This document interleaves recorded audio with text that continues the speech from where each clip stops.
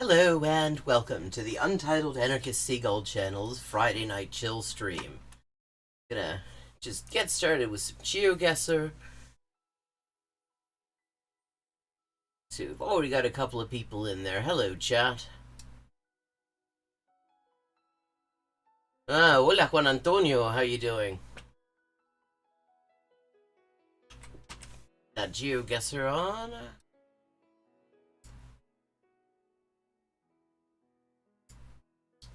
A ver, ¿pa dónde vamos? Okay.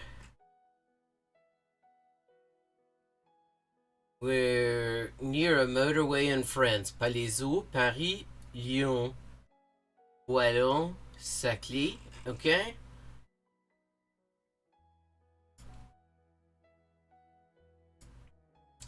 Oh, not too bad.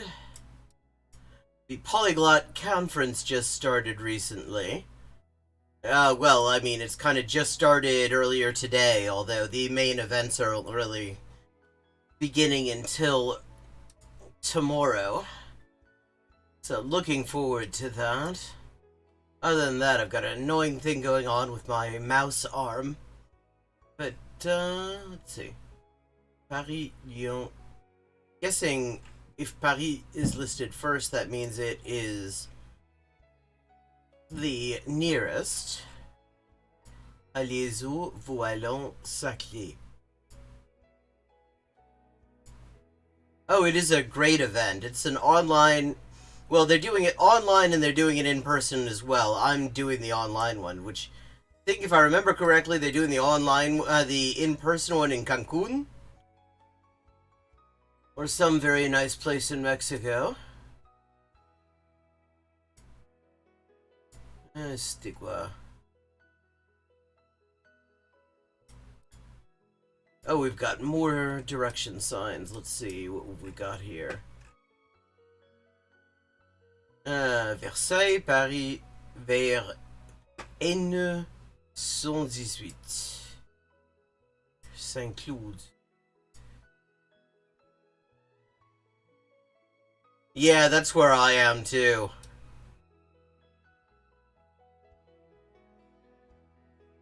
Where are you located again? I feel like I've seen you here before, but I can't quite place you. I'm very shitty with names, unfortunately. A ver.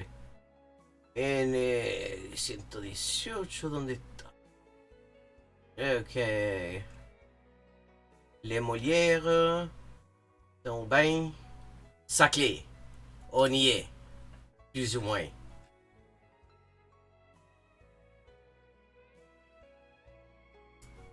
Yeah, I'm waiting. At the very least, I mean, either it finally gets under control in the US, which would make it possible for everybody else to have a fighting chance against it, of really just eradicating it, or we get some new generation of vaccines that actually is able to stop the spread. And without that... Let's see... Saclay. I'm not going anywhere. 3.9 kilometers, not too bad. Oh, this is pretty.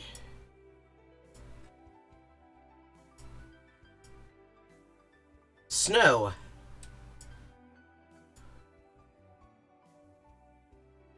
Dogs must be on leash, not lead. KVR Trail. Okay, English-speaking place, not in Britain. Yeah. Hello, John Williamson. Oh, that's two different versions of the name in one place. Juan and John. Yeah, I mean, according to the Institute for Health Statistics and Evaluation at the University of Wisconsin, earlier this month they released findings, a couple of weeks before Joe Biden declared that the pandemic was over, that COVID is on track to be the #2 cause of death in the U.S. this year. That's up from #3 last year and the year before. You really, if he didn't tell us it was over, there would be no way to tell. You certainly can't tell for the public health figures, such as they fucking are. Hold on, I gotta back up. There was a sign there.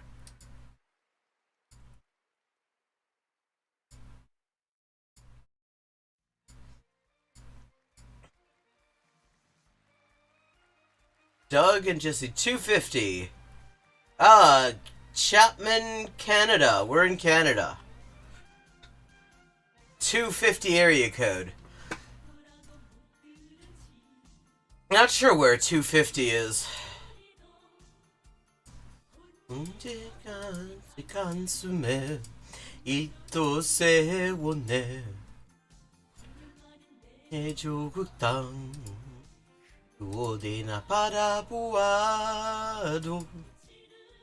Yeah, fortunately, the world doesn't fucking believe him. It's the US that's the problem. I mean, I was looking at some figures on cases in Taiwan and a couple other places in East Asia. And it seems the minute they started letting people in from here without any kind of quarantine requirements, shit shot right up. Okay, we're on a lake in Canada, and that's all we've got to go on. Fuck knows. Oh, wow. Only 2,195 kilometers off. Nice straight line, though. It's like directly parallel to the border, that line. I like that. Okay, this is in Canada.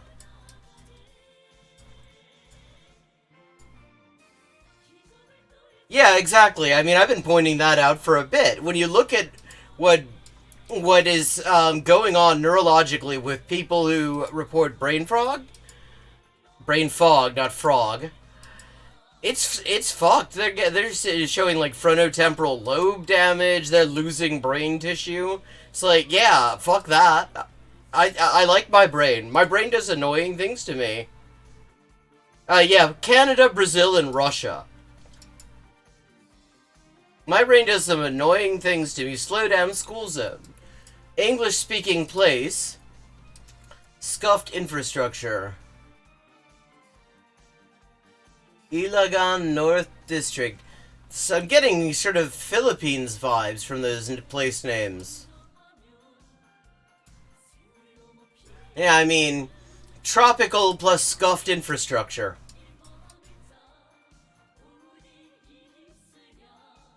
City of Ilagan.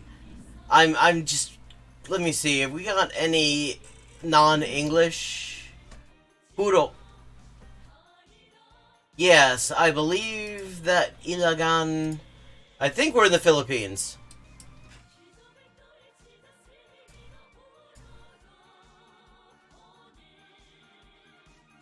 Iloilo, General Santo, Cagayan... Cagayan de Oro. Suena como una manera de decir una gran cantidad de oro.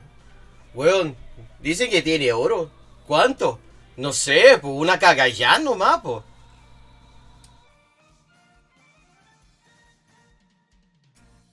Baguio.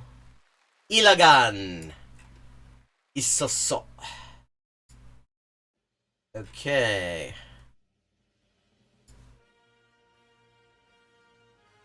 Oh, well, that definitely helps. In terms of knowing the geography of the Philippines.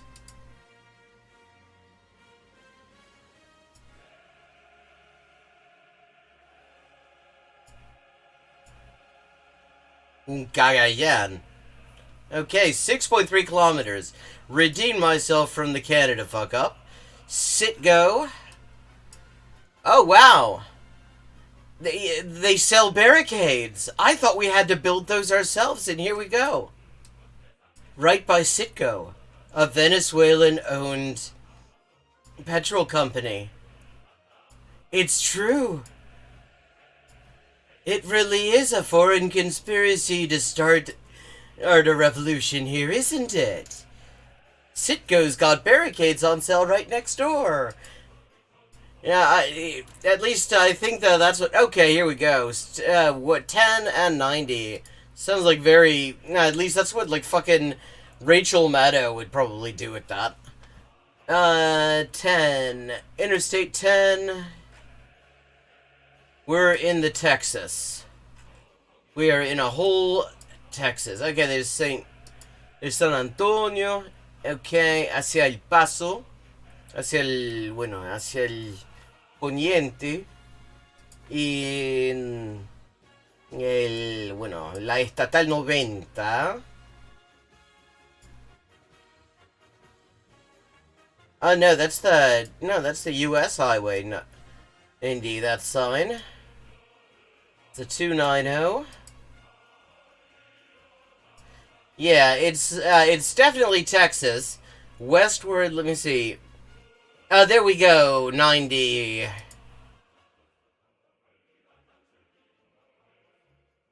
Southwest Houston.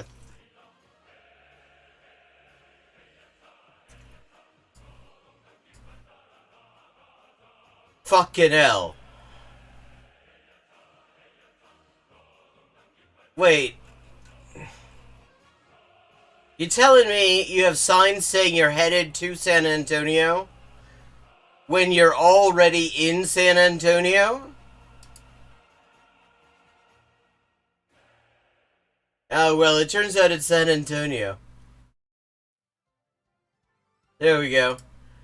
4154 nonetheless. Bravissimo.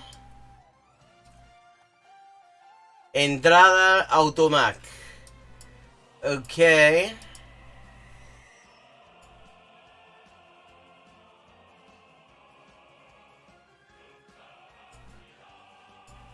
A ver. Prohibido lavar vehículo en vía pública. Ley en inciso 9. Okay, this is not Chile. They don't... But we are in South America. Or estacionamiento instead of a P. Could be Colombia.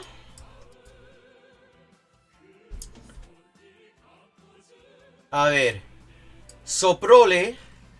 I mean, well, this could be Argentina, too. I'm not seeing anything that says it isn't. Agre taxi. Okay, yeah. Not, definitely not. Locos por Viña?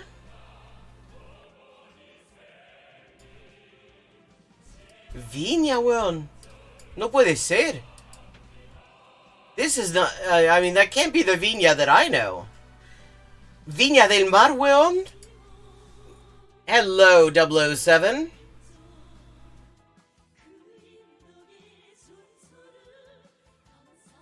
Okay, we are in Viña del Mar, carajo. That sign did not look Chilean to me. But we are in Chile. Estamos en Viña del Mar, weón.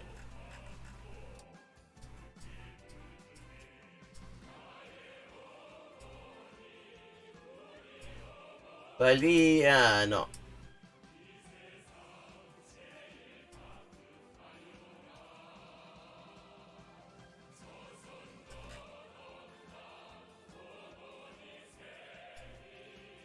$754 meters. Okay. Yeah, I mean, the signs don't look like Chile. But it is Chile. It's Viña del Mar. I've never been to Viña, but I've been to Valparaíso, which is next door and is a fascinating city. With sea lions everywhere. 20,265 points.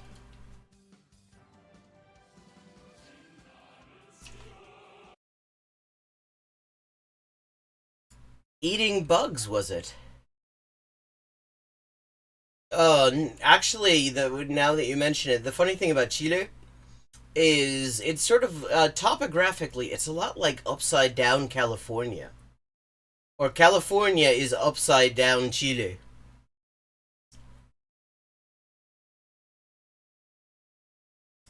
Really, actually, I'm not sure what he means by that. That's sort of an odd, characterization, because really, Chile in South America, in the southern cone anyway, is where people go to from other neighboring countries to find work to a great extent. Like you have, Colombians, Peruvians, pretty much not so much people from Argentina because they've got a decent deal already. But the wages, there's enough of a margin between Chile and Peru that if you work in Peru and you send money back, you can actually do kind of okay. I mean, you work in Chile and you send money back, you can somehow make ends meet. But oh yeah, I mean, Valparaiso was founded by English, by to a great extent by English. What are they called? What are they? Consignment agents. They were called. Whose entire job was to middle natural resource deals between the Spanish colony and like British investors. Okay. Now I've got a couple of options here. Oh, wait a second. Wrong window. Gotta have actually where I can see things. Oh yeah, lots of German. I mean, the Chilean Navy actually is so into German shit from a certain period that their marches include marches that Germany only used for a certain 12-year period. I mean, the Chilean military is just full of Nazi shit, and actually, so's Valparaiso if you look in certain places that are frequented by the Navy. Because the Navy is just like the most right wing element of the Chilean armed forces, and that's fucking saying something. Okay, now we could do what we've been doing and do some fucking um some PragerU and then do a longer thing from one of the bespoke chuds. Or there's a little thing I'm working on, although I don't know, I might get a copyright. Well, no, wait. It was only a copyright issue, which was bullshit on Facebook. So maybe it would be okay. Well, we'll see. It's a movie I'm putting together, and there was a ridiculous automated copyright claim on some. It would be charitable to call it music, but the thing is, the melody is actually public domain and has been for over a century, and the performance is anonymous, so there are no IP rights attaching to that at all. So I'm not sure. Okay, but we've got a number of options here.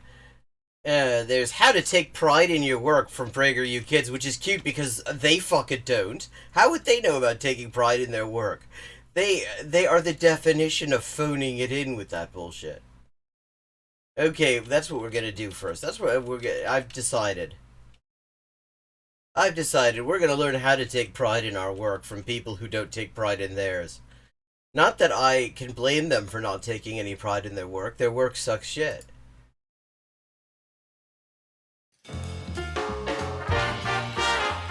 As always, we got that big band music the kids love.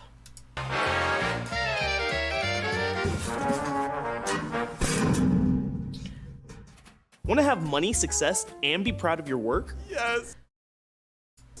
The key to success is to take pride in your work. Okay, how the fuck are you defining success, though? Because you said money, success, and pride in your work. So that suggests that those are three separate things that you're trying to get all of them. That money and pride in your work are separate, and that both of them are separate from success. So, like, how are you defining success? Is it just some sort of... I guess it's just supposed to be some nebulous thing that we think is good without thinking about what actually it means to us or something? I guess that's the idea here. Like, do you think that fucking Elon Musk takes pride in anything he does? Those piece of shit cars he sells out? And then he comes up with just ridiculous things like saying that Tesla truck thing, that ugly, like, 8-bit DeLorean thing that he came up with, can briefly serve as a boat. I mean, it would be impressive if one of his vehicles could briefly serve as a car for as much as that they're being fucking recalled, but I mean, it doesn't seem like it's hurting his bottom line any, so I mean, if success just means money, then taking pride in your work clearly doesn't fucking matter.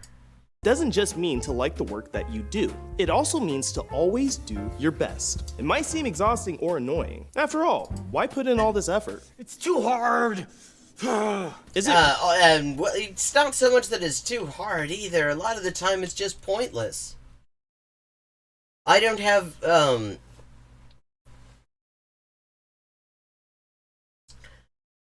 I unfortunately don't have enough subscribers to get Super Chat. I'm not sure what the requirements are. But, I've got a Patreon you can chuck them over to, and I would be absolutely over the moon to receive them. So there's the Patreon, or I can also send you an email address that can be used as a PayPal or something like that. That would be a thing. I mean, either way, thank you so much. I love it when people have the idea of paying for the stream, because it means I can do more of this. The more that because I got tons of ideas, stuff that I want to do, like this movie that I'm making, this satirical documentary type thing that I'm hesitant to show on stream because I don't know if it's going to give me a copyright strike, because there are things in there that have triggered Facebook's fucking copyright detection even though they're public domain. That takes a lot of time, but it's cool stuff, and I think that you would all enjoy it, and others too. But it's all a matter of what I can spend my time doing. Conservative comedy. Really worth it? I don't have time. Doing great. Oh, what was that sniffling thing? Like, these people obviously do not take... I mean, like, okay, he's taking a bit of pride in what he does. He does a pretty good, like, as a presenter. He's not bad at that. But the rest of these people are just... It's like they're just, like, doing a line of blow and maybe a couple of fucking mushrooms or something, and then just, they turn the camera on and see what comes up, and then if something relevant happens, they cut it into one of these. Great work with pride always pays off. If you're doing work with your name on it, it should reflect the best of what you're capable of. The way you work...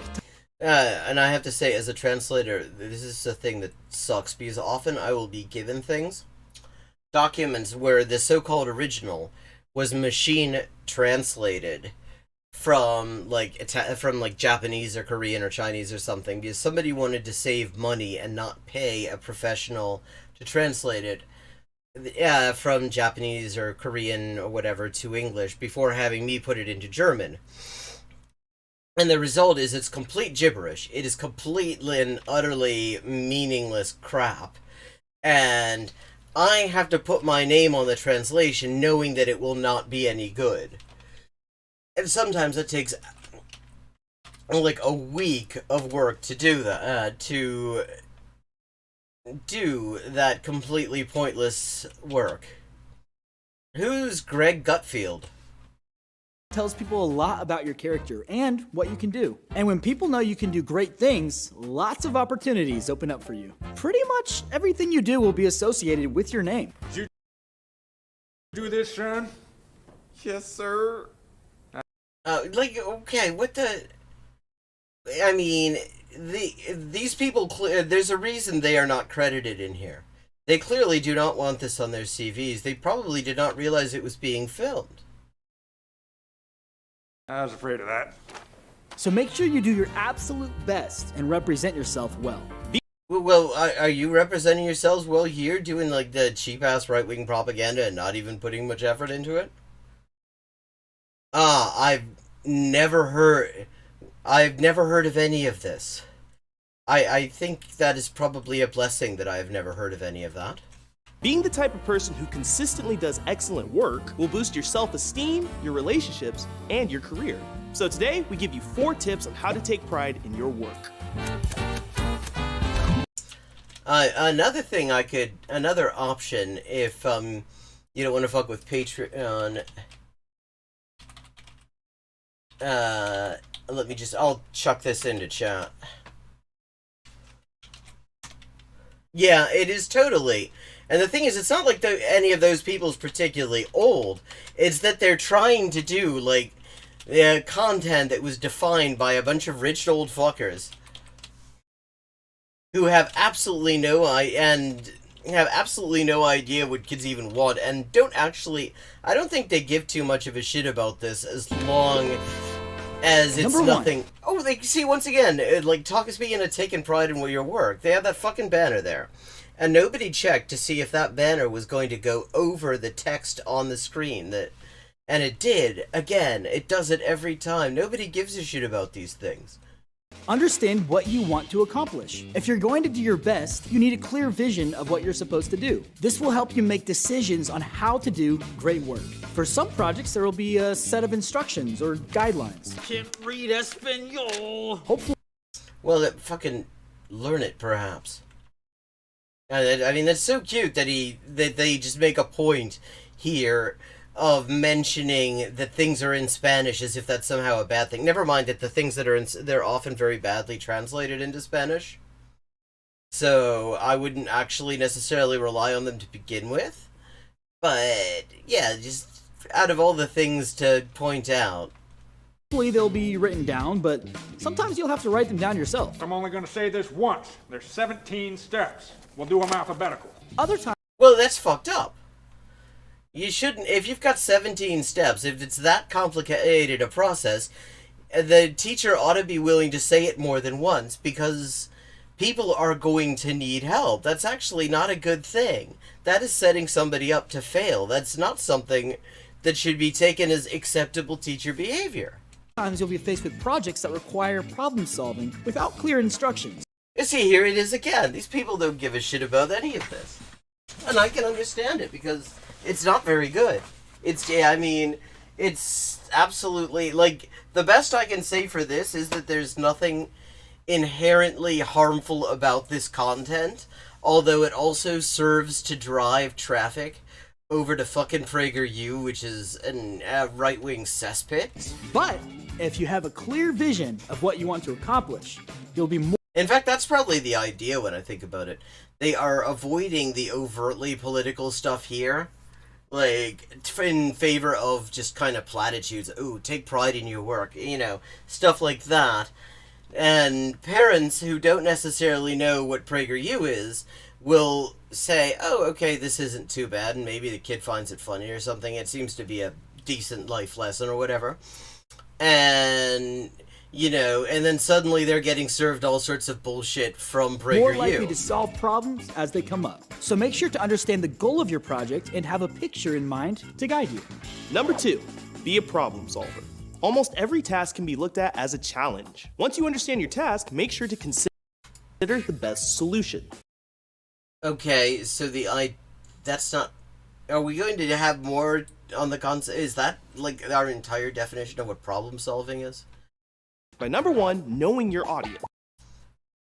Knowing your audience, like, that's why you got the big band music, because they know their audience, you see.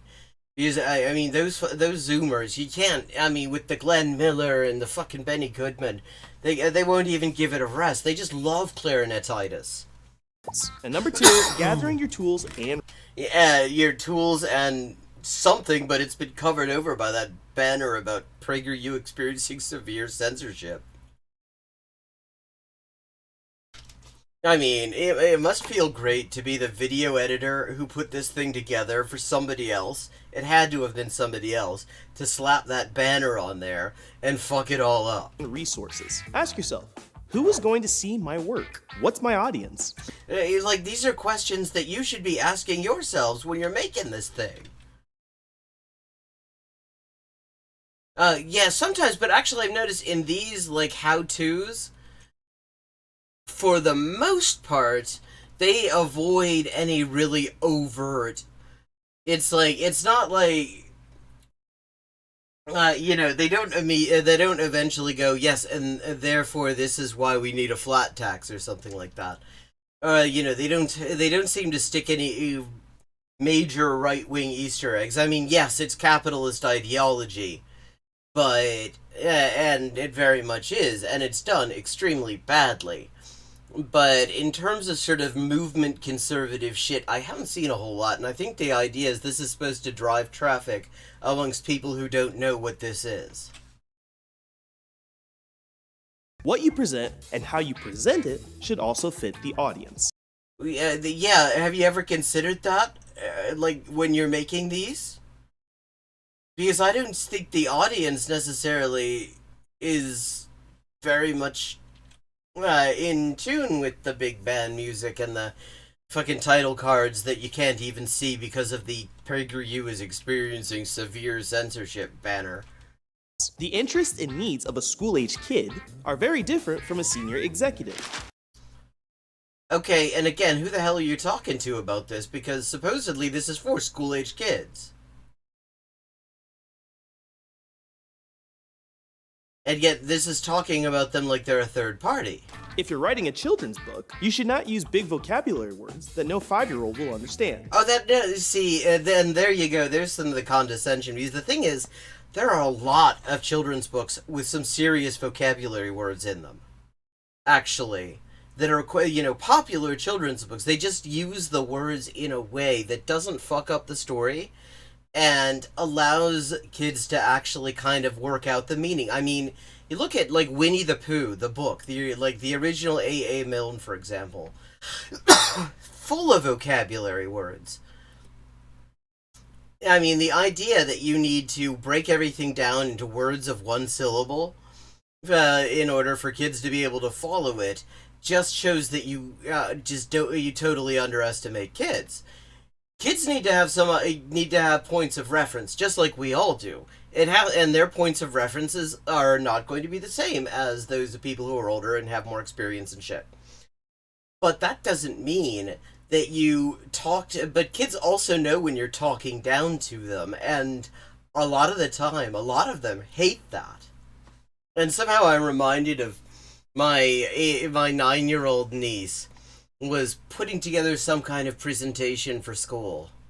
And she asks my sister, her mother, she's like, "Do you think the kids will understand the word evolve?" And it's like, yeah, she's one of ours. She's been rocking the vocabulary since she was like 4. Stuff that we don't even know where she gets it, and she uses it correctly. Okay, that's me flexing. Don't use the word cerebrum when you could use the word brain. Don't use the word elated when you could use the word happy. Except, that's okay. This is just actually shitty writing advice. Because happy and elated, cerebrum and brain, they're not exactly the same thing. And it's not just a matter of your audience, which one you use. It's all about style, and these people know nothing about style. They have absolutely no style, which is how they manage to make pieces of shit like this, and, come back and not be embarrassed by them. Maybe they are. Maybe they should be. If you're a PragerU for Kids creator, and you are embarrassed by the quality of your shitty products, hit me up. I want to hear about it. I don't care. You should be embarrassed by it, but it would be nice to know. But, see, and the idea that you should avoid the word elated if you're talking to kids, it depends entirely on the context, and it depends on the kid, too. Because the way we learn our own language and everyone else's language has a lot to do with the context it's being provided to us in. Kids all generally, when it comes to language, will rise to the occasion if you give them something to work on. If you start talking down to them, which is what they seem to be advising here, and I still can't work out what fucking age group this is supposed to be for, that's not good. A paper for your geography class shouldn't sound like a text to your homie. Yo, what up, Professor Dog? Oh, wow, so we're just gonna say that AAVE is the problem here. Okay.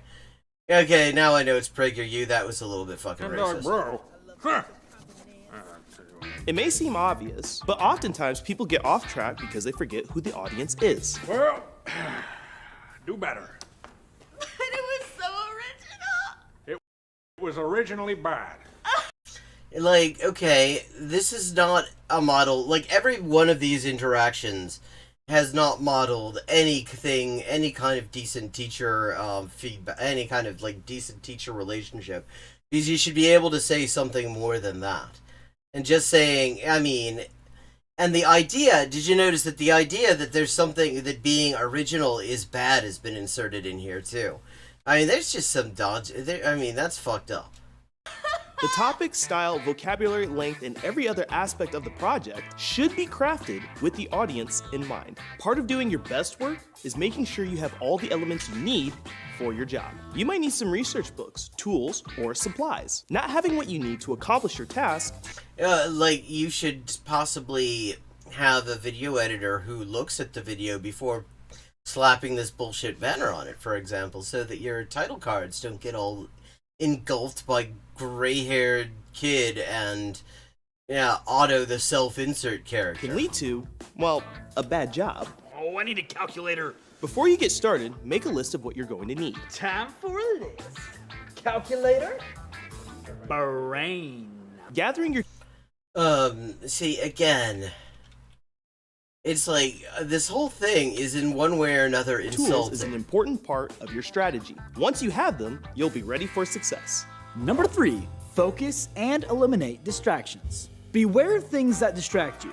Distractions are like sneaky traps that prevent you from doing good work. These days, it is harder than ever I don't know about that. Distractions have often helped me do good work. to escape distractions. Oh god, that fucking cucumber suit again.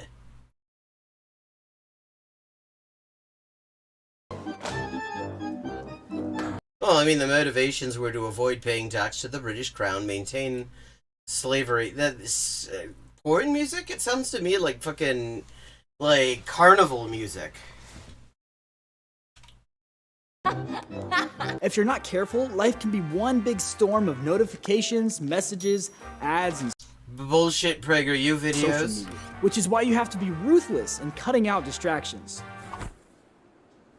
Distractions will ruin the quality of your work. They make you prone to errors, and even small errors. You mean, like, possibly putting a banner on that covers up all the titles that somebody else took some time to arrange correctly on the screen, and I have to say, as somebody who does that occasionally, that is a pain in the ass to do. Can lead to big mistakes. Typos, for example, are usually minor, but fat finger errors can have major consequences. The difference of one character, for example, may not seem like a big deal. It's just an extra letter. What's the big deal? Oh, wait a second. Okay, first of all, what's with that bullshit accent? Second of all, if you already know that you just made a typo, a single specific typo, why don't you just fix it? Ah, okay. But it has resulted in some big problems historically, like a NASA rocket exploding in 1962 because of a misplaced hyphen, or losing 200 Okay, I have absolutely no idea whether that's even likely to be true. million although- dollars on a stock trade because of a misspelled word. Your typo cost me a fortune! See, okay, speaking of, like, understanding your audience, those are two examples of things where examples would be important. Because the whole way that becomes memorable, the whole way you make the point with those examples, is by getting concrete. What was hyphenated that shouldn't have been, or what wasn't hyphenated that should have been? What was misspelt, and why did it cost that money? That's what makes that a story that is memorable and makes you think, okay, maybe it matters. But at the same time, 99% of the time, nobody notices your fucking typos. Except me, because I'm a fucking editor, and I can't help it. I can't turn it off. It's supposed to say fee, not free. You don't want that to be you. That's why you have to focus. It's all your fault. The rockets are exploding, the markets are falling. Who knows what's next? Oh, well, that sounds good. We're bringing down capitalism. Wow, that's a lot of damage. Yeah, I mean, it must suck to be you, capitalist walking around in the fucking tuxedo, because that's how bosses dress in 2022 all the time. Whether you want to keep your NASA rocket from exploding or just want to get a better grade on your paper, concentrate and don't overlook the details. Make sure exploding or just want to get a better grade on your paper, concentrate and don't overlook the details. Yeah, don't overlook the details, just like the video editor didn't overlook the details there. Make sure you have guarded chunks of time to focus on your project in a distraction-free environment to do your best work. Number 4, check your work double check, triple check. Have you ever looked back on what you wrote or texted and thought, Hey, I didn't say that. I didn't say that. everyone makes mistakes when writing, whether you misspelled a word or wrote a different one than you thought. Errors are inevitable. If you don't go back through and check your work, those errors will live on. Straight to your Yeah, like, I mean, for example, these people didn't mean to accept this job. It was just an accident, and it's just too awkward for them to back out of it now. your teachers or bosses, or even worse, the whole world. And in other news, doctors recommend reading a book 30 minutes before bed. Story at 11. What? Don't let the errors survive. Kill them. Kill them all. Make sure you check, double check, and Yeah, the thing is, it isn't even about I'm not even talking about examples as a thing to verify a statement. I'm talking about just examples as a way to improve on one's point. It's not so much an evidentiary issue as it is a rhetorical technique, a stylistic thing. Because if you want that example about, the misplaced hyphen, assuming any of that's true, that the misplaced hyphen fucked up a NASA rocket launch and caused it to blow up, then the way you hammer that home is you tell that story. triple check your work. I know it takes more time and can be annoying, but don't make the mistake. And it would be an interesting story, because don't you kind of want to know how a misplaced hyphen causes this problem?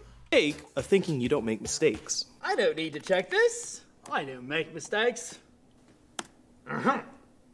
It happens to the best of us. Even typos and misprints make their way into published books sometimes. A typo?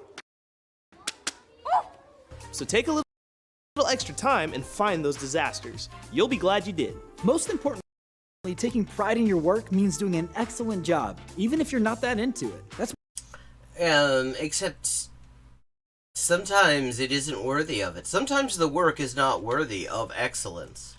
Like, I honestly don't think this is worthy of excellence, and so I can kind of understand why they have decided to just barely scrape the bottom of mediocrity. why it's called work and not a hobby. And remember, the work you do I thought it was called work and not a hobby because, you were creating surplus value for a capitalist in exchange for which you get just enough money that you can stay alive for another represents day. the kind of person you are, and will set you up for either success or failure. See, okay, then that's fucked up. To tell people that their work represents inherently the kind of person they are. No, not necessarily. It represents their current abilities. It represents a lot of other things. Like, if you make a shitty YouTube video, like the one we're watching right now, that does not inherently tell me anything about the people they are. I don't even know if they particularly give a shit about PragerU, or whether they're just, some fucking, university students who wanted some extra money and they said, here, you can fuck around on our set and nobody really gives a shit what goes on. And we'll just pay you for your time. I don't know anything about that. I haven't seen it, because I've never actually seen any of these people make any really outright ideological content. So that doesn't tell me anything about them. Somebody fucks up, a translation that is sent to me to edit. All that tells me is that person didn't do a good job this time. I don't know why that person didn't do a good job this time. It could be a lot of reasons. I mean, telling people that the results they get in work, particularly work that, since they've defined work as things you don't like and don't care about, and don't particularly enjoy just now, so to distinguish it from a hobby, is just setting people up to just have a really shitty self-image in your life. So let's recap. Number 1, understand the goal. Number 2, be a problem solver. Number 3, focus and eliminate distractions. And number 4, check your work. Okay, now tell me what double checking and triple checking would reveal if you looked at this frame here that we're looking at here. Maybe they should have moved the text up a little bit, changed the line spacing a bit, So it isn't behind the boring gray-haired cartoon kid's head? Work. Double check, triple check. Thank you for watching this how-to video for PragerU. We hope You're not welcome. learn something new, and see you next time. At this point, I am like half watching this to see if they eventually notice that this banner is causing them problems. Oh, didn't see you there. I bet there's a lot of learning happening here today. Check us out on God, that accent sucks. PragerUkids.com for better videos, more videos. There aren't any better videos. This is actually probably some of the highest quality of video you get on PragerU. Tape. I refuse to conform to all of the duct tape conformities and whatnot. That's gaff tape. It's too hard. I'm gonna move over here. Then I'm gonna go. Hey, like, okay, they're showing us outtakes now, but that implies that the rest of the stuff somehow made the cut, but I can't tell the difference between the outtakes and the shit that made the cut. Okay. It is content. Okay. So, we've got a bunch of things. We could continue on with a guide to uniting Marxism with MAGA. We've got debate. Are American schools going insane? That's Has. There's the best of shill shit from PragerU. I mean, his best. That you get to watch him peek in there. And we've got Xanderhold dies reading the Caleb Maupin allegations. And when it comes to stuff to do with sexual exploitation and cult behavior and gaslighting and other fucked up shit, I mean, you need to have somebody who can look at that with the proper sensitivity. And where are you going to find that if not Xanderhold? Then we've got Don't Worry Darling is a feminist fever dream. And Dennis Prager debates angry leftist. That has some possibilities. Proving, okay. Oh, and okay, let's see. What else have we got? We got a bunch of things. Yeah, Bill Maher also says germs don't exist. Bill Maher can do one. Okay. Seen a lot of Has lately. I'm kind of curious about Dennis Prager debates angry leftist. Because Dennis Prager has actually run away from debates that he claimed to be soliciting before. I'm kind of moving in that direction. Just to do something different. About Don't Worry, Darling, and, you know, I wasn't worried until I saw the movie.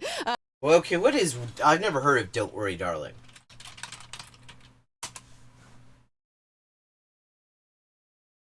Okay. In the 1950s, Alice and Jack live in the idealized community of Victory, an experimental company town that houses the men who work on a top-secret project. While the husbands toil away, the wives get to enjoy the beauty, luxury, and debauchery of their seemingly perfect paradise. And there's something sinister going on in a town called Victory, where the husbands are working on a top-secret project. Okay. First of all, this all sounds vaguely like another remake of the Stepford Wives. We went and saw that yesterday. We'll get into a review on that. Plus, Dennis Prager went on the Young Turks to debate Anna Kasparian, and I know it. Oh, wait, okay, so...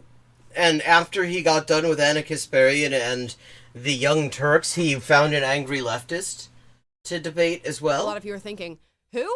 But anyway, she's an angry leftist, and the debate went, we'll see. We're going to review that today. All that and more. I love how they think that calling people angry is somehow inherently discrediting. As if there's not, like, reasonable grounds to be pissed off right now. Let's get into it. Oh god, what is it, dropping hip-hop beats on PragerU? I can't think of anything less fucking hip-hop than a PragerU video.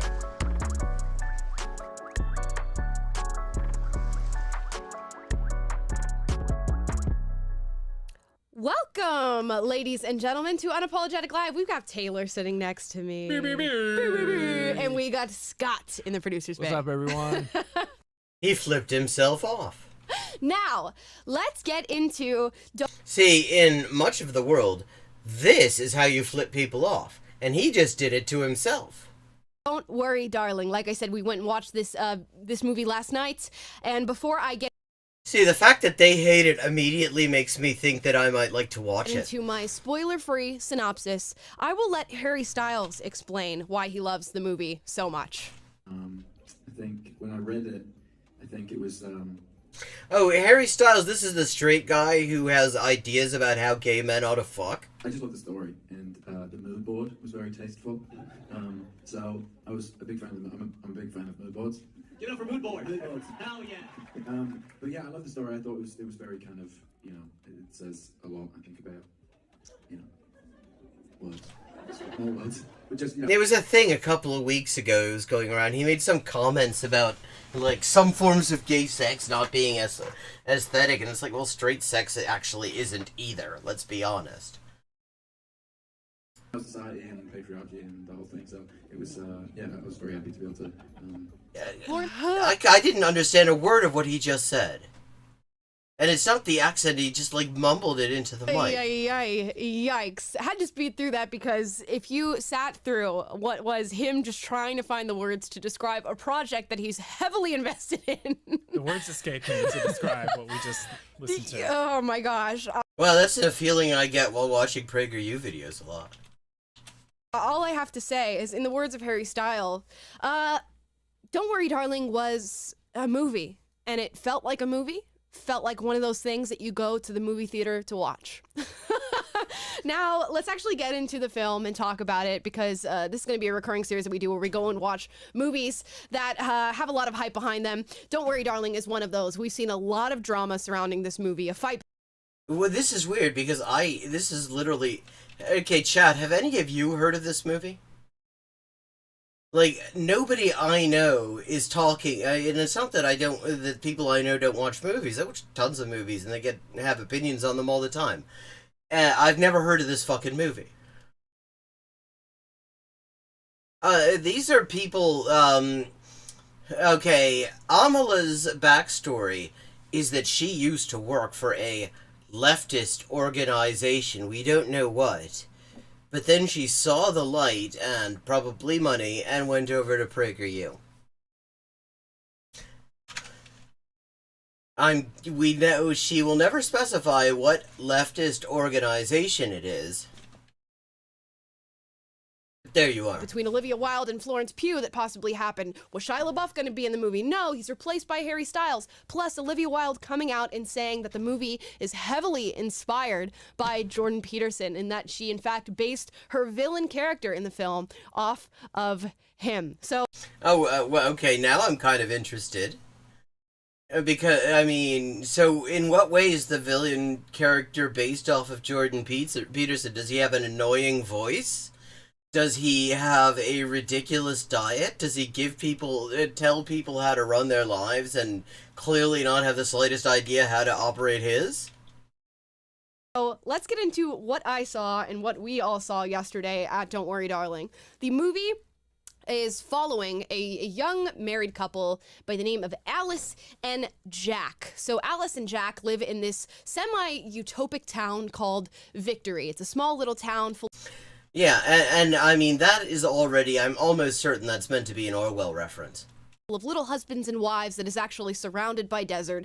Alice wakes up every day to make breakfast for her beautiful husband, Jack, before he heads out to work. And she lives in a little cul-de-sac where every morning all the wives come out and wave their husbands off to work. Where are they working? Some place called the Victory Project. And it...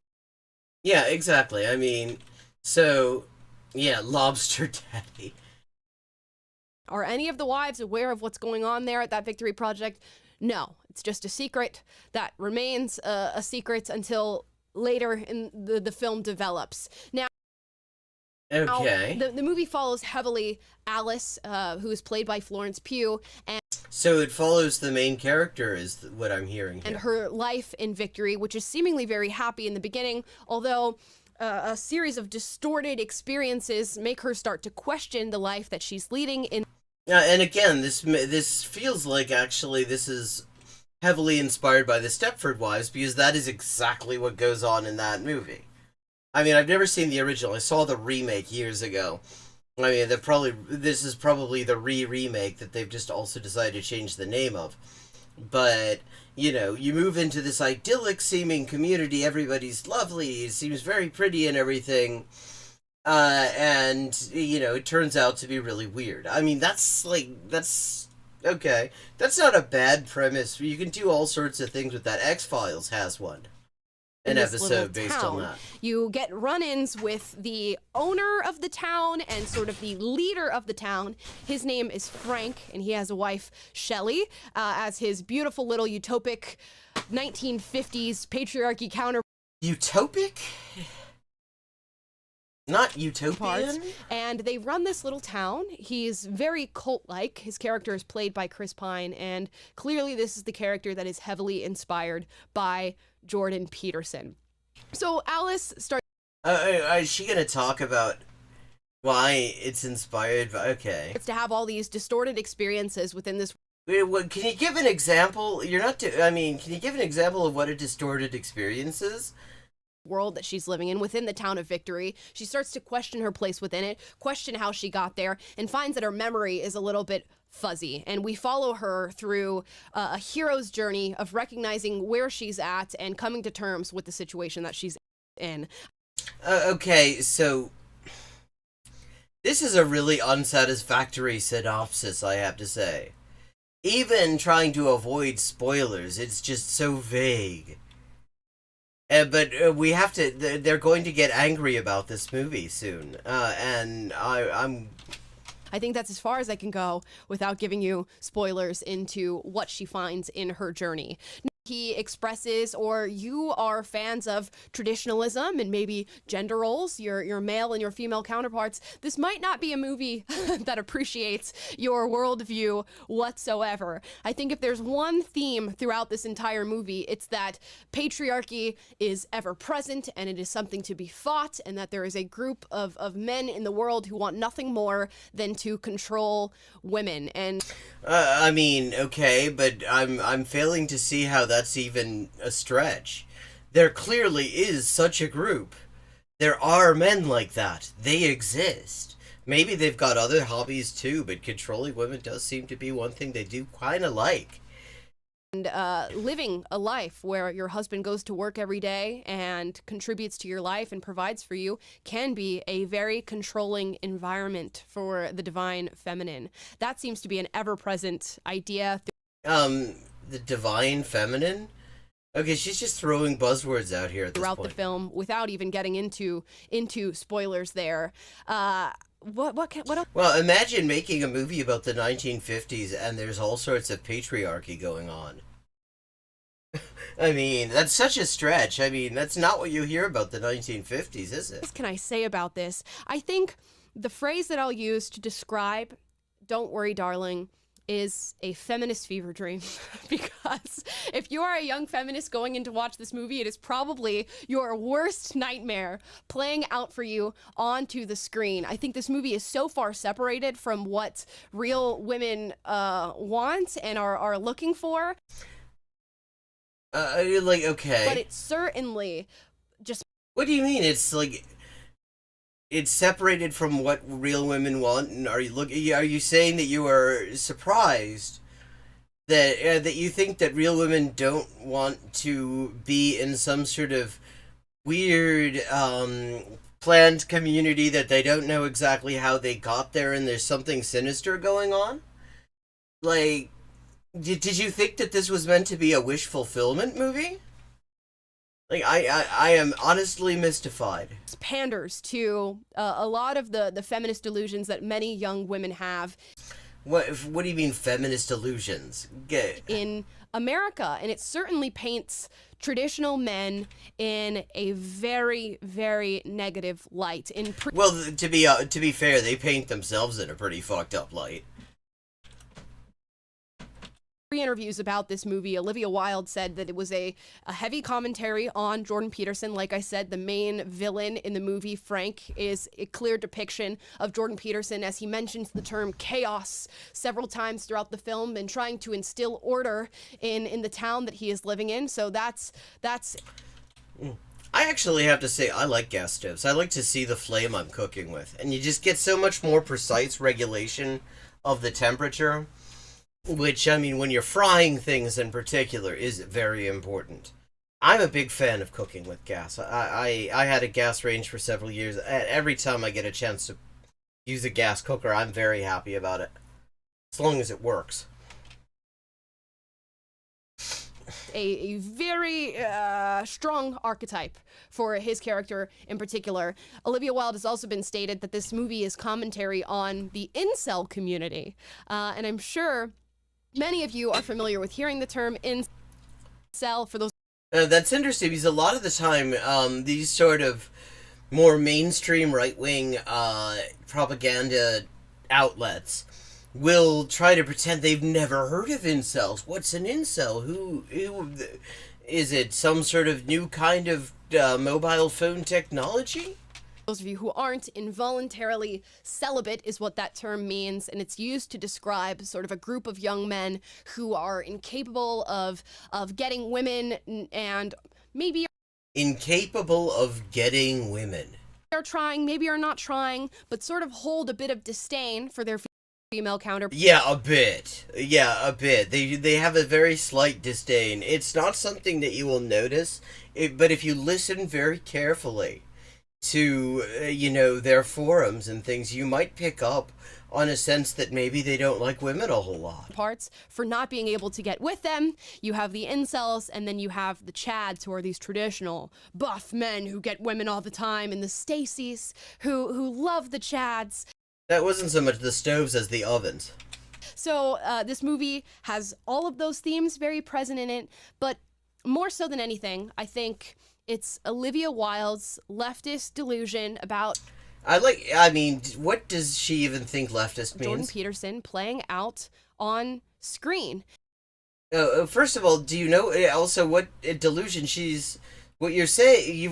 How is it a delusion?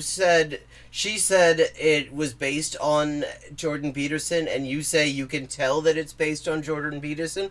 Doesn't sound like it's delusional.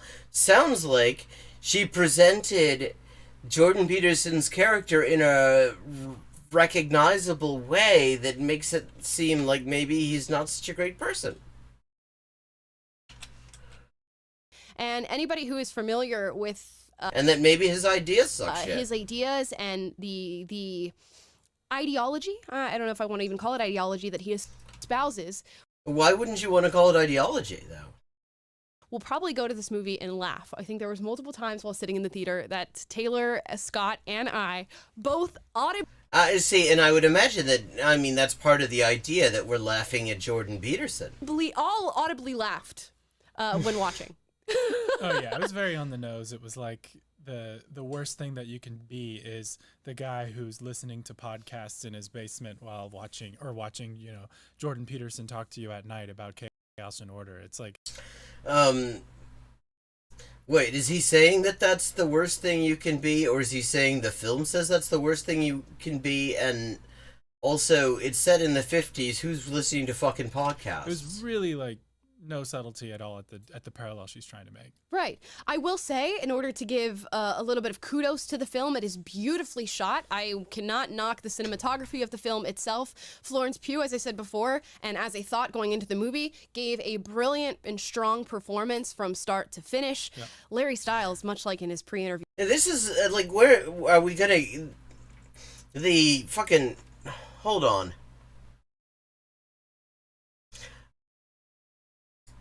I'm gonna skip over because so far this is very mediocre content. And super chats, by the way. If you are watching, we'll be responding. Don't send these fucking people show, money. So drop them in the chat, and we will answer at the end. Also, we want to know your feedback on the show on Unapologetic Live. We have a okay, it sucks. You should get another job. You're working with horrible people, and you're young enough that this does not have to be your life. It does not have to define your life. So leave, find someplace else. You have some broadcasting skills. Somebody who isn't evil could put them to good use. There, that's my feedback. Survey that's down in the description down below, wherever platform you're watching on right now. Please go out and check that survey out. Fill in. Let me know how often you watch the show, what topics you like on the show, what guests you want to see on the show, how we can improve on it. And also, by doing the survey, you will sign up for our email list. Want to be very clear about that. So if you... Oh, yeah, no. Because I was going to say it would be fun to sabotage the survey by having a bunch of, like, communists fill it in and, like, yeah, what we want is more value theory. Can we have some more Marxist content? Really confuse them. Want to be signed up for the email list and want to contribute your opinion so that we can shape the show to better suit you, fill out the survey in the description down below. Okay, so let's get into the spoilers. Alice and Jack, the couple that is followed in this film. Alice, of course, goes through Victory and is in this semi-distorted reality, but things start to fall apart in front of her face, and she starts to question her reality and remember things from what seems to be a past life. And it turns out it is nearly exactly that. It is a past. So, okay, so we've got sort of a Matrixy thing going on. Past life, and you come to find out by the end of the movie that Jack, Harry Styles' character, was actually dating Alice in a real world, a real reality, where Alice is a doctor and Jack is an unemployed, sad sack of a man who she doesn't really find happiness in and is not sexually active with. What sex education in school? I mean, I haven't even, it's been a while since I heard anything on the subject, and my nieces are only just starting to get into the age where they're likely to actually be exposed to whatever is called sex education in this country, but last I heard, it was all abstinence-only bullshit. And Harry, or Jack's character, ends up finding Frank, this Jordan Peterson-like character, on the internet late at night while Alice is out working at the hospital, and falling into the rabbit hole of a semi-incel community, even though he has a girlfriend in the movie, so incel is not the proper term. So just misogynist, then. But she's too busy performing like 7 surgeries on a 30-hour shift. Yes. Which, by the way, it was kind of... She looks like she's like 22, and I'm like, right. But you're a surgeon. Yeah, super young doctor. Okay, sure. Yeah. Well, some people just look young. Like, I don't know, it's probably less so now than it used to. Like, my mother and I both regularly, throughout our lives, have always been taken to be, like, 10 years younger than we actually are. People, I mean, like... So... The fact that there's somebody who's a surgeon and they look young, that doesn't mean shit. Okay, doctor. Yeah, we but get it. She's too tired after having a long day at work, picking up his slack because he got fired from his job. Yes. So that's where the incel energy comes from. It's like she's. That's not. I mean, they're right that isn't incel energy. It's just misogyny, and it's just toxic masculinity in general. This idea that, I mean, they aren't really giving us a whole lot to go on with this character, because obviously there must have been something this woman saw in him to marry him in the first place, that he's even in her life. So, unemployed sad sack sounds like their gloss on the whole thing. But, I mean, it just sounds like fucking misogyny, really. He's the successful, smart, brilliant one, and he's kind of the loser in the relationship. Yep. And that's what gives him the energy to want to join this incel community and eventually get roped into this scandal that he ends up putting. But it isn't, it's clearly not an incel community because they all have fucking wives.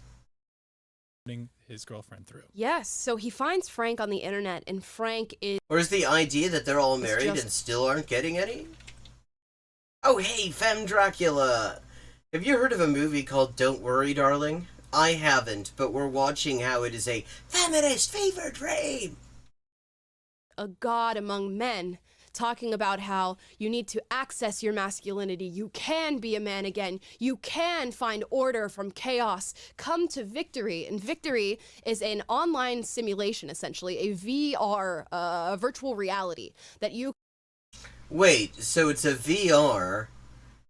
She's the one paying the bills, and he knocks her out and takes her into some sort of VR sim that he's probably paying for. So basically what I'm hearing is they're getting foreclosed on. Can purchase, and Jack decides to purchase this VR, and in a sinister twist, essentially kidnap his girlfriend, deem her unconscious, and then put her in the virtual reality where she is no longer a doctor. She is nothing more than his housewife, and in his sinister...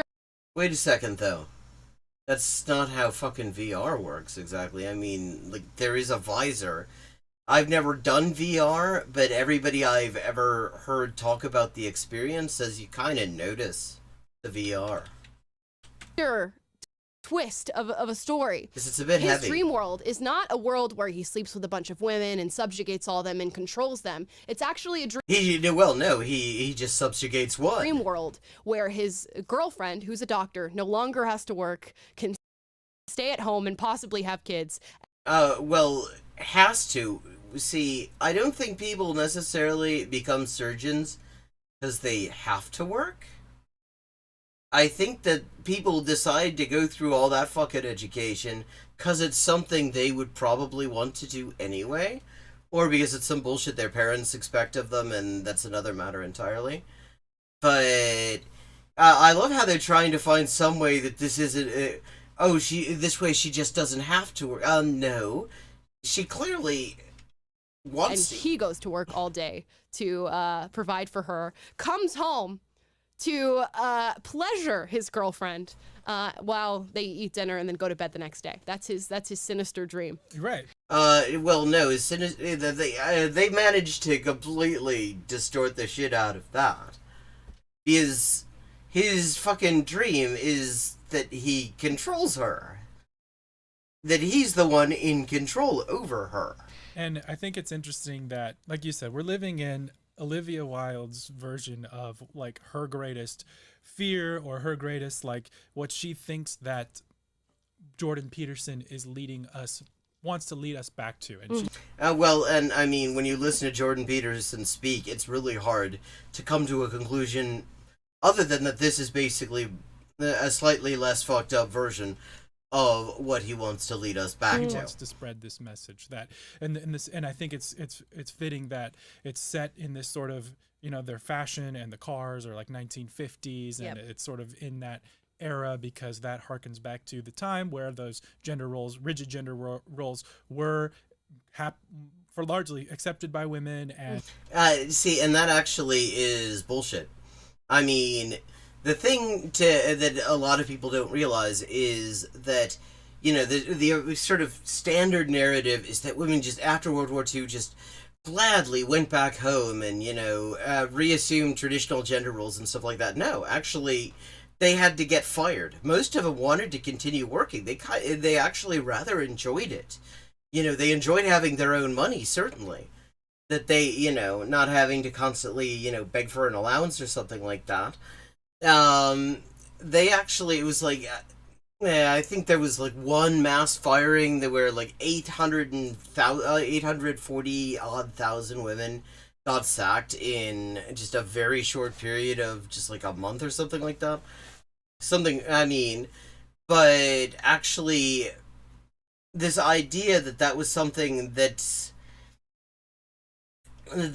was not a deliberate backlash that was against the will of a lot of the women involved is just not true. And like rigidly enforced in society, and she sees it as this oppressive thing. And what you mean? She thinks that it's oppressive when gender roles are rigidly enforced in society? How could she possibly think that? That is what Jordan Peterson wants to spread, and he wants to bring us back and subjugate women again into these rigid gender roles. Yeah. Well, yeah, and he says that. I mean, that's just literally what he says he wants to do. It's essentially like the cage or prison of masculinity that she's most afraid of, and this. Okay, that is an interesting way of putting it, and I'm actually kind of curious where he's going with that, because the cage or prison of masculinity kind of makes sense in the sense that this guy decides to do this fucked up thing to his, I thought they were married, to his girlfriend, I guess, apparently, just in order to feel the way that, patriarchy and fucking toxic masculinity and the rest tell him he's supposed to be, namely the one in control, the one making the money and all that shit.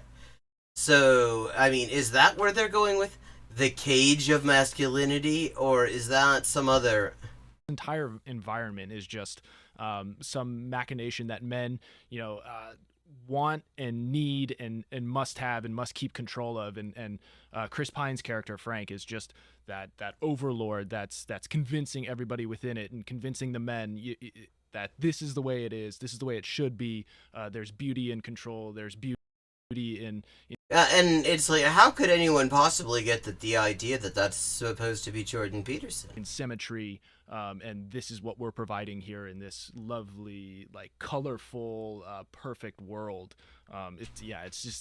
It's strange, and it's clear that, like, Olivia, the fact that... Yeah, I mean, the crypto stuff, I mean, the reason they do that is that they know they've lost a lot of these cultural battles. So they can't...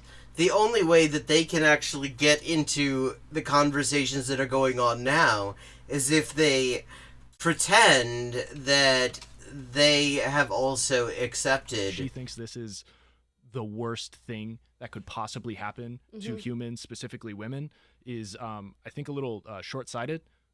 Based. Oh, well, maybe that's because in this fantasy universe we're talking about, it wouldn't be happening to somebody like you. Maybe if it were you who ended up on the receiving end of this sort of non-consensual situation, you would feel a bit differently.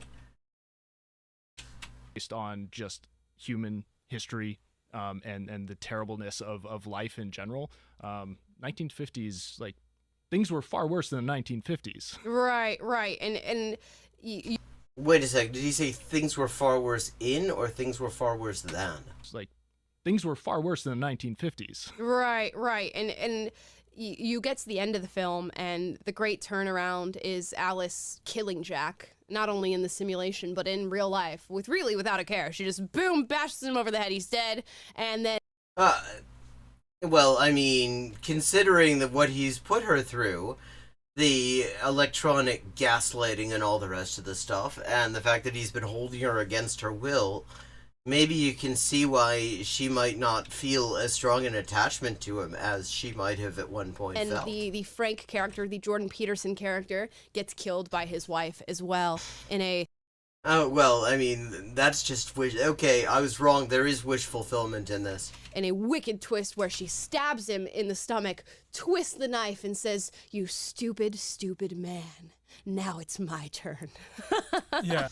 Okay, I mean, that's a bit much, but I don't know. I mean, that doesn't say much for the dialogue, I suppose. Although, maybe the acting manages to sell that. But, I mean, the ending, what they're saying about the ending certainly makes me want to see it. The movie, like, I was actually following it and entertained, and I was like, okay, this is an interesting, sort of psychological thriller element you're setting up. Where are you going with this? But once they kind of revealed, the big reveal for me was this is actually a virtually reality simulation that he unwillingly... Well, I mean, of course that is the big reveal for you. That is, like, literally the plot of the thing. We just got done hearing. That's the plot of the thing. You're not giving us some original fucking insight by saying that that's the big reveal for you. That's the big reveal. He stuck his girlfriend into without and like erased her memories and kind of reprogrammed her Stepford Wives style. And I was like, okay, this is interesting. And then it got to that climax, and I'm like, cool. And then it started. There was still like an hour left of the movie in which it's like, now you get to watch the girls win and her figure it out, and the girls take over and kill the men. And that's like, and it was kind of just like very drawn out from there on for me. And it felt kind of so predictable from then on. It was like, okay, this is just an intersectional feminist narrative that we're just going to go along with. Okay, and now I would actually bet good money that he threw the word intersectional in and he has no idea what that... I have a feeling that if I watch this, it's not going to be intersectional at all. And because I just really would be amazed if he has any idea what that term means. I'm along for the ride. But before that, she tipped her hand, and it was like, okay, we're creating this world. There's this tension. What's going on? Who's pulling the strings? What's all the dynamics at play? And then it was kind of like, oh, it's just kind of the same old feminism. Yeah, What you mean? The same old virtual reality, non-consensual gaslighting thing that you see all the time. That's why I would agree with your 7 score, because it's like it was an intriguing concept up until that moment where they revealed like, oh, it's this metaverse essentially that. Yeah. Wait, what was the intriguing concept then? Because the whole point was they're in this supposedly idyllic community, except there is weird shit going on that makes the main character doubt it and makes her nervous about it and want to get to the bottom of what's going on. Like, what was the concept, if not that, I mean, that she was going to get out of it? Like, are you saying you wanted a movie that was like The Matrix, except they just stay in The Matrix the whole time and just sort of live normal, not real lives? Masculine made metaverse, and it would have been far more intriguing had the stakes been real. You could. Well, how were the stakes not real, though? She was taken out of her life by this guy who she thought, she could trust, put into a fake, fantasy world that puts her under the thumb of this guy, and it turns out the whole thing is bullshit. Like, I'd say there's a pretty high stakes. That's fucking with somebody's entire life. That's fucking with somebody's entire concept of reality. Like, what do you consider stakes, dude, who I've never seen on here before? Could potentially die in that metaverse, meaning you would die in the real world. But if there was an actual community or cult and compound that was made, I feel like that would just raise the stakes so much more. Okay, actually, I don't know. I'd have to see it, but that's a better take than I was expecting out of this guy.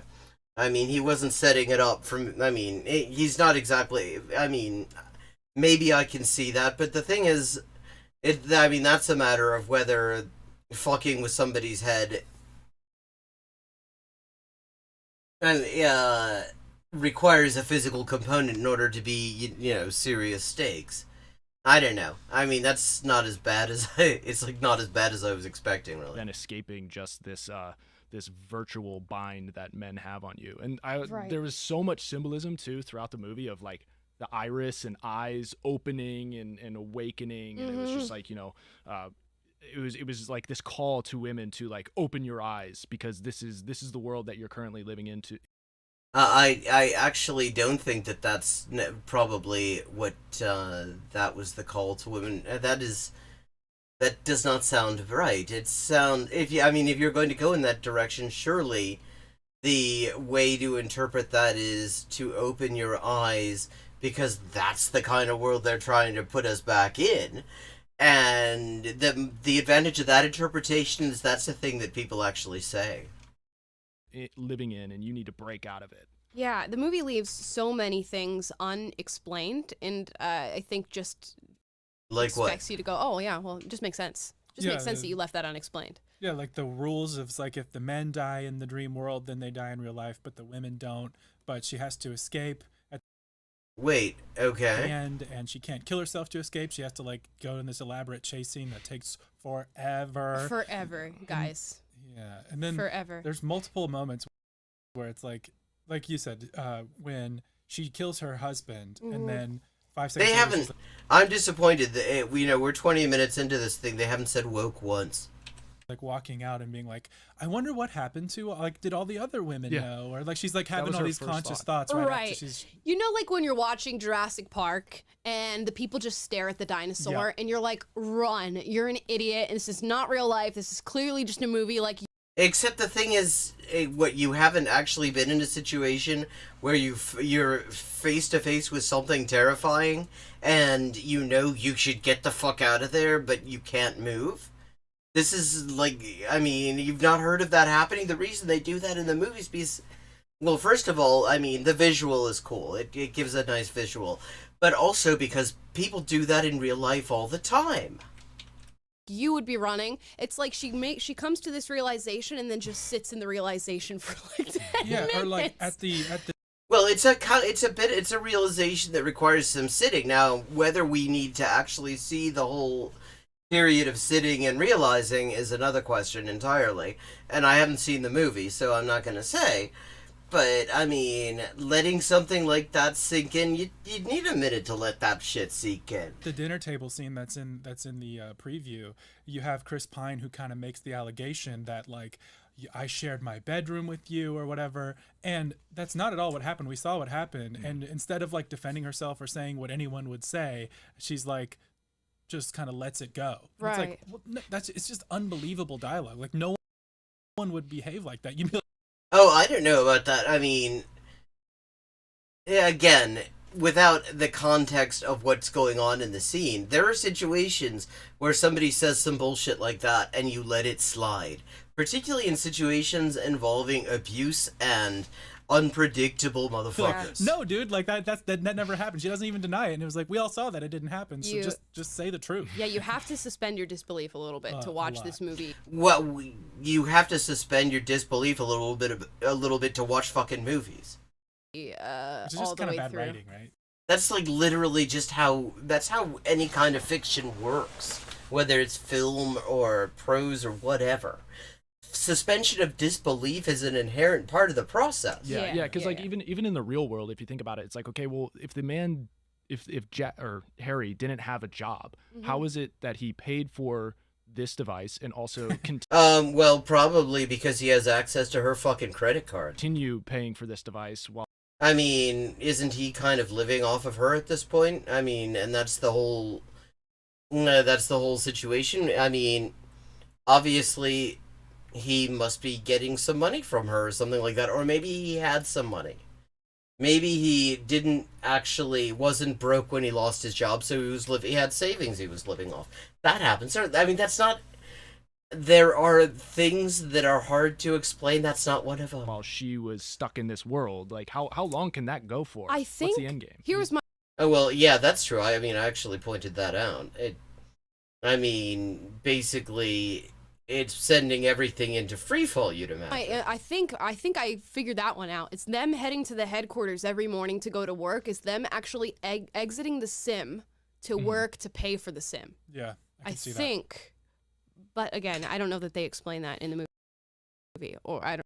Or maybe they did, and I just forgot. But there's so many things that are left unexplained. Like Yeah. literally, why do men die and die in real life, but the women don't? And if they don't, like, if I found that out, I would just kill myself and There are inhibitions wake around up from the that. sim. But she doesn't think to do that. She just has to escape. And I don't know. It's a mess. It's a mess. Well, would she know that? Is that a knowledge that she would have at the time? It is. It was kind of like we got our overarching point. This is actually really unsatisfying. I'm sorry. I thought this was going to be much more whack than this. But it's almost time to call it a night. The whole rest of this is Anna Kasparian and Dennis Prager debating. They put debate in inverted commas, which makes me wonder what it actually is if they don't think it's a debate. But anyway, so thank you to everybody who's joined me. Oh, hey, Jill S. Sorry, I didn't see you there. This is Amala on PragerU, and they were talking about how Don't Worry, Darling is a feminist fever dream, but they've actually decided to be more or less rational, which is not how it usually works when they're talking about pop culture. Although, actually, maybe the issue is that Will Witt isn't there, because Will Witt's the one who freaks out.